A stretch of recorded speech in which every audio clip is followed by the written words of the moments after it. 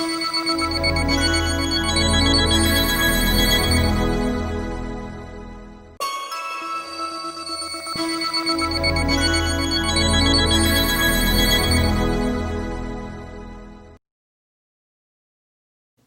I'm Amy Jensen with the Scorpio New Moon update. The new moon will be exact on November 14th, this Saturday at 11:07 p.m. Central Time. The exact degree for the new moon is 23 degrees Scorpio, 17 minutes. For the Sabian symbol, we will round up to 24 degrees, not just we, traditionally round up to the next degree. And then reading today from Lynda Hill's book, The Sabian Oracle. And the statement for this degree is crowds coming down the mountain to listen to one inspired man. So the commentary for this, there is a message that needs to be heard and people are making their way to the one who can deliver it. There must be a reason for them to come. There's probably something important and stimulating that they come together to receive. This one inspired man most likely has some gift. Certainly he'll have the gift of speech, knowledge, and communication. There's no guarantee, however, that everyone is going to be receptive to what's being said. People will have many different responses to the messages being given. Although it's fairly clear that not all will be swayed, the message is likely to resonate with many. The oracle section for this sentence: whether you are one amongst the crowds, or you are indeed the inspired man, woman, person, you may feel that you have had some wonderful realizations and insights, and now you need to bring these insights, these messages down from the mountain and integrate them into your everyday life in some way. It's wonderful to be turned on by an inspired speaker or message, but what will be done with these revelations or new information? The truth may very well lie within yourself, listening to the positive messages from your higher self, or from others who can lift your focus. This can move you to take charge of your less powerful and positive thoughts and actions.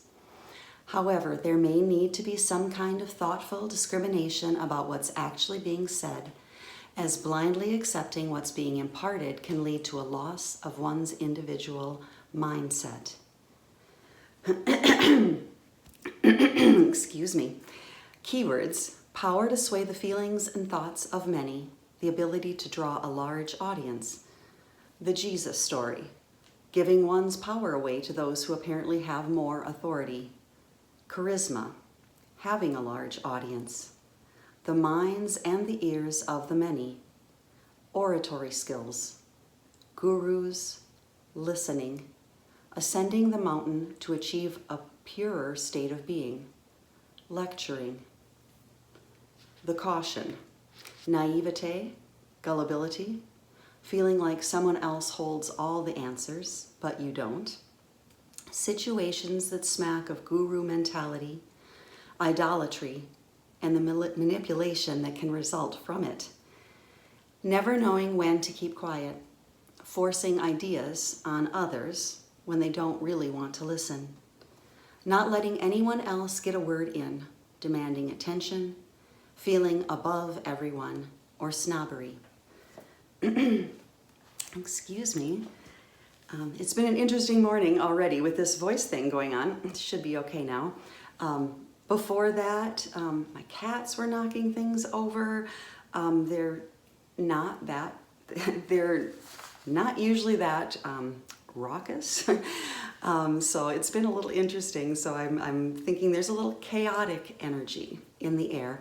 And maybe something that doesn't really want me to talk about this today is my other takeaway.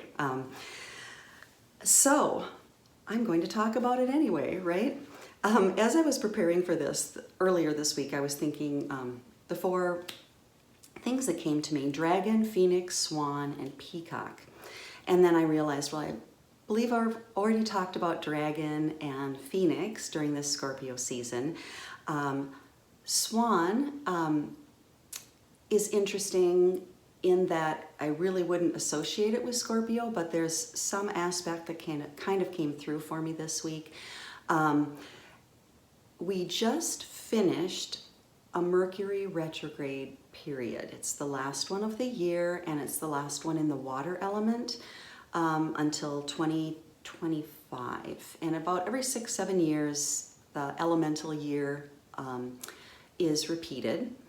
And the last time the elemental year of water, the Mercury retrogrades were in that, was November 2012 to February 2014. And specifically Scorpio was October 2012 to December 2012, and October 2013 to November 2013.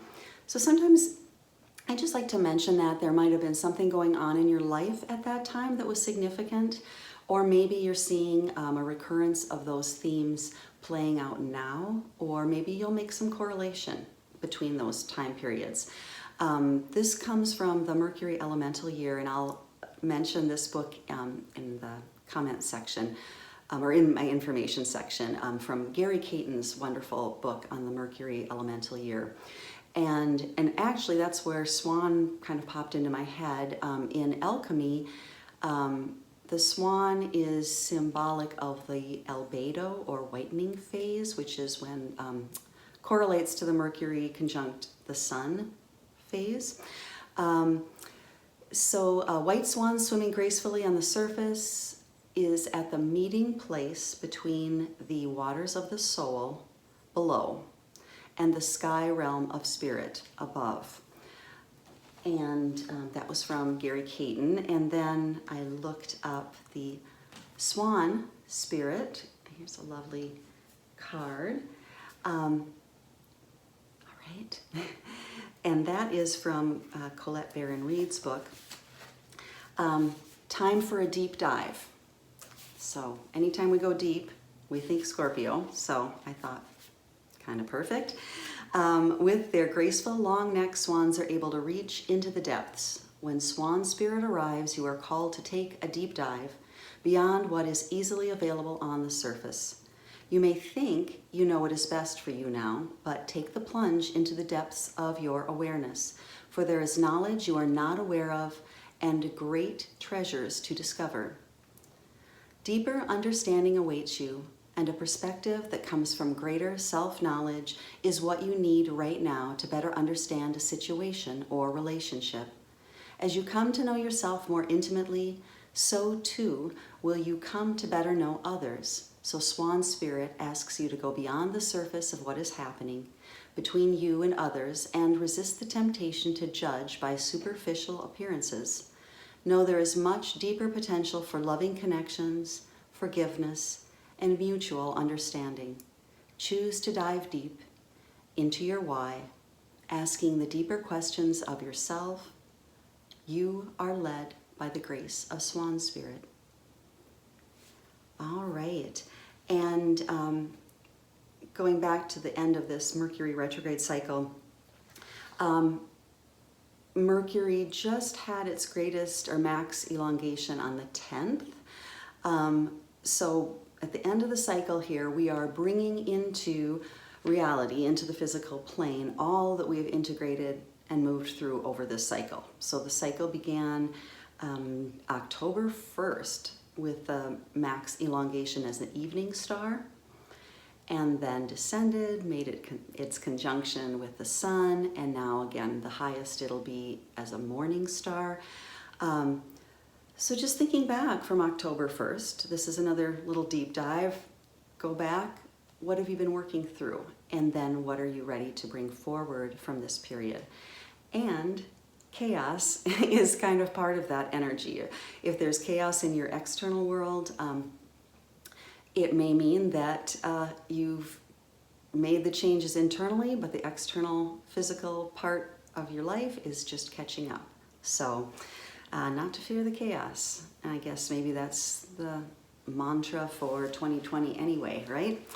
Along with this, okay, so new moon, initiation into the sign's energy. So when the sun goes into the new sign, I always think of that as an introduction, and I know I talked a lot about that in the Scorpio ingress video.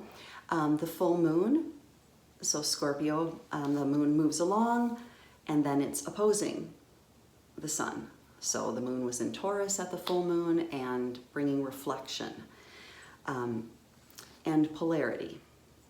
And then we come to the initiation phase where we've hopefully taken in the energy of the season, brought some understanding to it, reflected it with opposites, and integrated those opposites, and then coming into this initiation. The moon representing the carrier of memory and cellular memory, internal awareness and emotional responses. So it's holding that energy of knowing on maybe a deeper, more cellular level. The new moon is always a great time for starting things, planting seeds, beginning new intentions, starting new practices. The thing is, the new moon is still a little squirrely. It's still dark. Things, really start taking form by the new quarter moon. So it's a dark energy, which mirrors the energy of Scorpio, which is dark and trusting, letting go. There's still the energy of letting go and death. There's a lot of threshold energy. I was thinking of that with the Swan being at the threshold of above and below. Scorpio ruling death, as Stephen Forrest calls, that's the 8th house, which Scorpio is archetypally associated with, or the natural ruler of the 8th house, which Stephen Forrest calls the house of sex, death, and the occult, which he also says sells a lot more tickets than the 6th house of brushing your teeth. So that's a little astrological joke for you today. But the 8th house is the house of thresholds. It's those experiences where you have to trust deeply and you move into some place where you're going to be changed, right? It is alchemical. It is transformational. There's a lot about trusting that things are going to get better, trusting and opening up cautiously. One of the plants, I'm going to jump around a little bit here. One of the plants associated with the energy of Scorpio is cactus. So I pulled some different sources today, so I'm going to kind of fly with this. But the cactus essence, of course we know cactus has a super tough exterior, very pokey, going to be very cautious to approach a cactus. So it symbolizes protection of life. Cactus live and grow in places where other plants won't. So there's something about survival skills that accompany Scorpio. Cactus store water, and with that they provide life for birds and insects. The cactus essence dissipates the fear of lack in times of shortage. It provides warmth and a lightness to the heart, allowing the heart to open. So outside there's all that protection, but the necessity of Scorpio is to really, really go deep. So it might be tough to get there sometimes, especially with a person who has a lot of Scorpio or hasn't integrated the energy very well. But at the same time, they're not satisfied with staying on the surface. So sometimes if someone's having some trouble integrating that energy, they want to go deep. They have the ability to go deep. They're kind of tired of being on the surface, but they really may have difficulty trusting enough to open up. The gems, and of course there are more gems and stones associated with Scorpio, but I just pulled up citrine. This isn't a very dark citrine, but it's a yellow stone. Citrine is a stone of manifestation, personal will. It clears the mind and stirs the soul to action. It doesn't hold or accumulate negative energy. It transmutes, dissipates, and grounds it. Transforms negative thoughts into positive one. It's emotionally balancing, enhances concentration, and revitalizes the mind, promotes motivation, releases negative traits, depression, fears.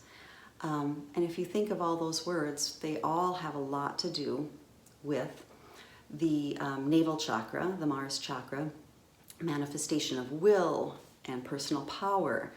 And then also a lot about clearing the mind and enhancing concentration. And with Scorpio's fixity, there's a lot of concentration in this sign. I would think twice before crossing a Scorpio because they will not forget it, and they are very good at exacting revenge and respect, right? So the other stone ties in with that. So the will of the navel, the clarity of the mind, and then the snake stone gem. And I know I have a snake stone agate, and they look kind of like vertebra. They're kind of almost seem like they got a little powdery white, like a bone on the outside, but then when they're rubbed clear, they've kind of got a opaque, kind of creamy, brownish color.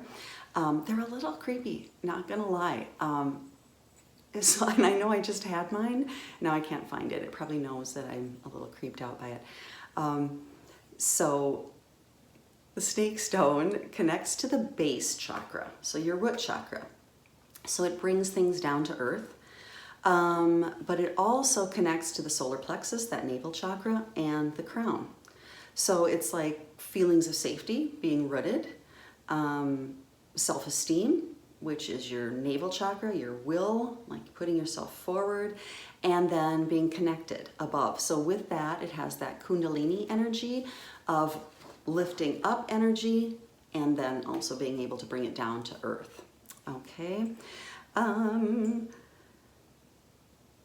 And oh, the other little thing I'm going to pick up is the perfume associated with Scorpio is Opopanax, Opoponax, in case I didn't pronounce that correctly.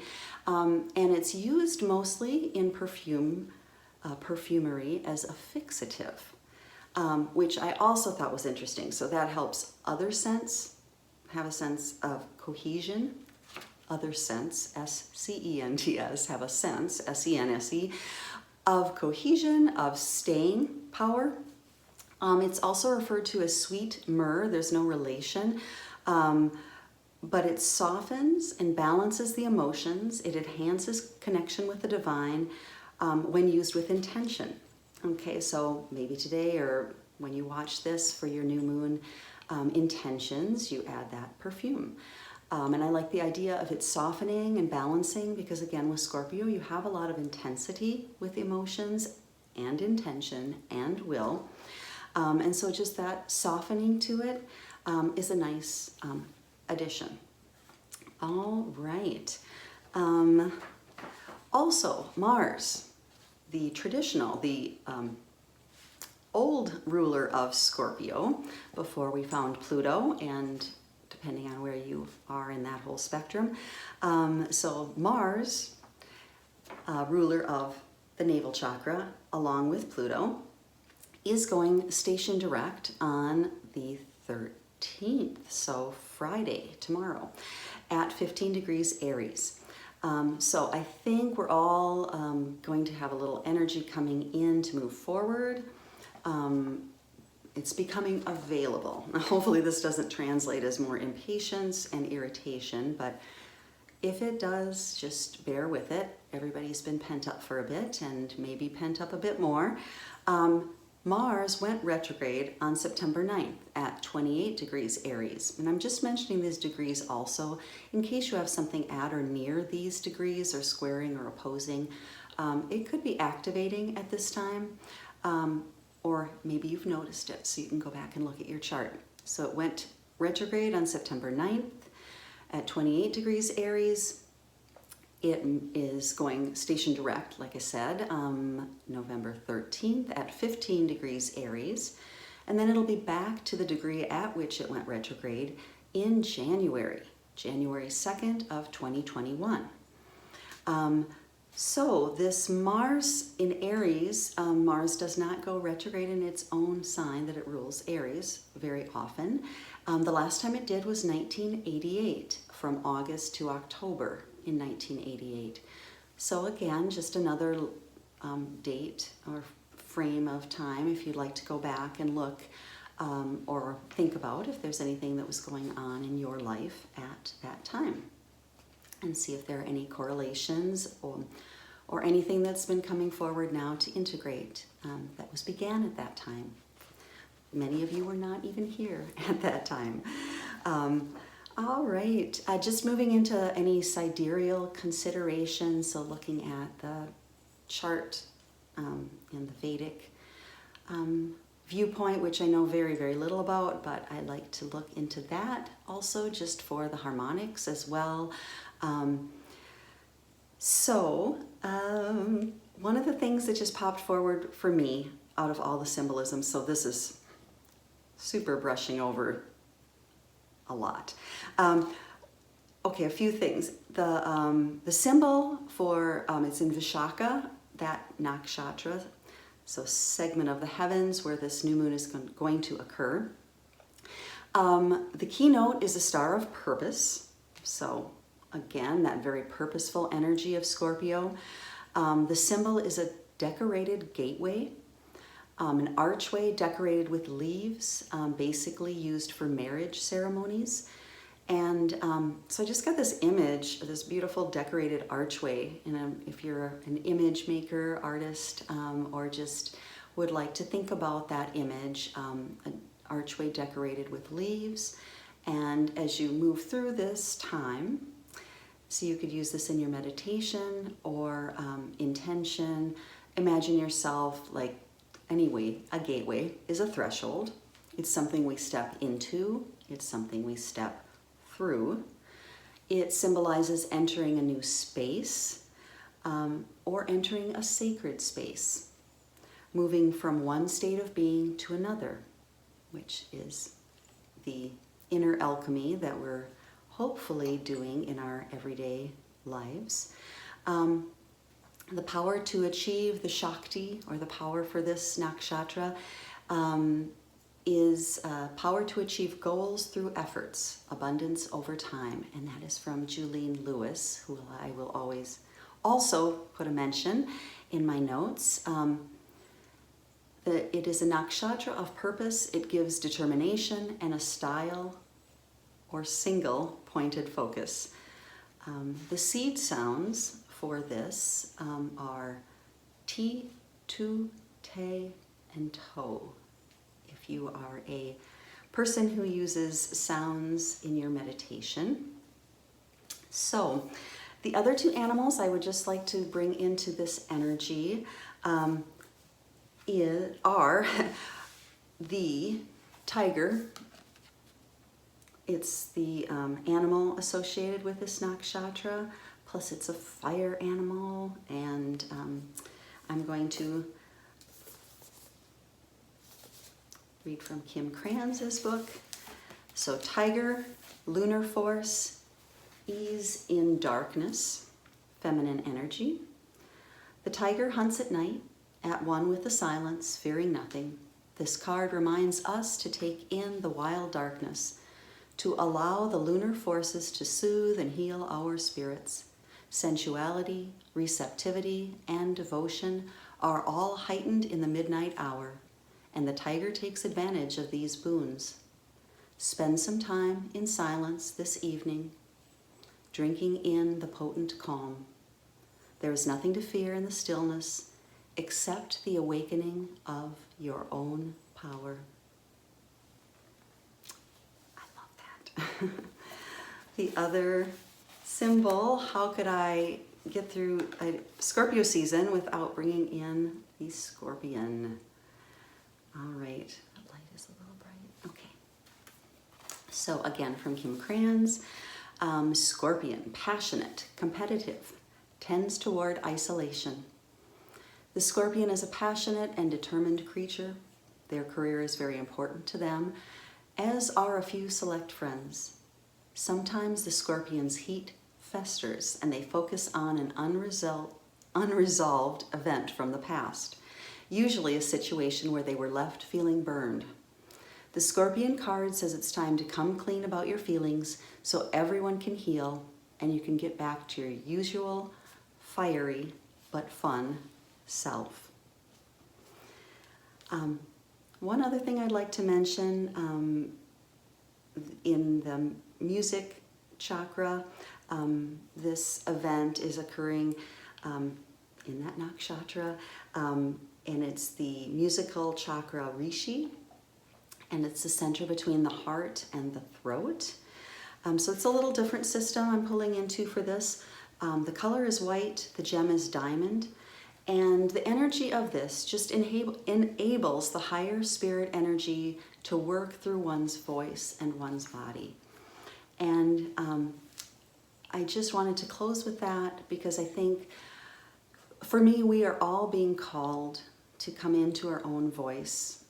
And again, kind of going back to the initial Sabian symbol information that I wrote, there is a tendency for all of us to be looking for the one, the person who has the answer. So I am just, again, inviting you all to come into your own power and sense of personal will, and listening to your own voice and your own heart and your own connection, because we all have it. Don't give your power away. That's going to be a whole other teaching, but that's how I'm going to end this video and this Scorpio new moon energy. Don't give your power away. You have a lot of power, and just learning to harness it, to discipline it, to use it with kindness, emotionally balance it. Don't lash out like a scorpion. Tame the energies of the tiger, and then sit above it all like a swan, with the ability to go deep within your soul and retrieve that which has been lost, and then the ability to bring it up to the surface, share your beauty with everyone, knowing that you can always connect above. Thank you all. Hope you have a wonderful day and a very beautiful and potent new moon. Namaste.